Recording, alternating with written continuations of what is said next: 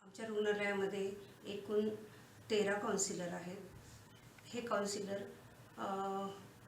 Comprehensive counselling म्हणजे सामूहिकरित्या समुपदेशनाचं काम करतात.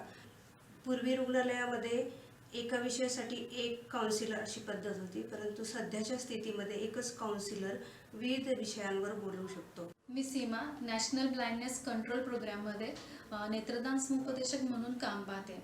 याच कामाबरोबर मी सर्वकष काउन्सिलिंगचं पण काम पाहते. याचं ट्रेनिंग आम्हाला देण्यात आलेलं आहे आणि ह्या ट्रेनिंगमध्ये वेगवेगळ्या आजारांबद्दल वेगवेगळ्या प्रोग्रामबद्दल आम्हाला ट्रेनिंग दिलं होतं, मार्गदर्शन केलं होतं. त्या मार्गदर्शनाच्या अनुषंगाने आम्ही आता वॉर्डमध्ये आणि OPDमध्ये पेशंट आणि त्यांच्या नातेवाईकांपर्यंत पोहोचतो.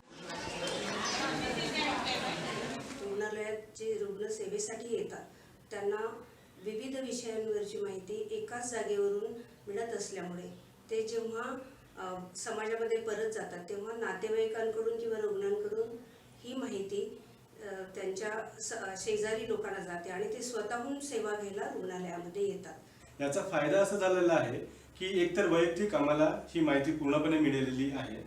सोबतच जर एखाद्या वेळेस आम्ही अनुपस्थित असेल तर आमच्या अनुपस्थितीत दुसरे काउन्सिलर, दुसरे समुपदेशक येऊन त्या रुग्णांना किंवा त्यांच्या नातेवाईकांना परिपूर्ण माहिती देऊ शकतात.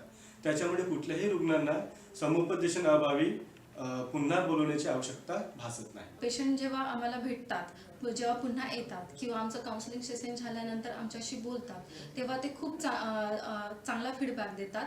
ते आमच्या डोक्यावरून हात फिरवतात आणि सांगून जातात की मुली तू खूप चांगलं काम करते, असंच करत राहा, खूप चांगलं काम आहे. त्यामध्येच आम्हाला खूप समाधान भेटतं.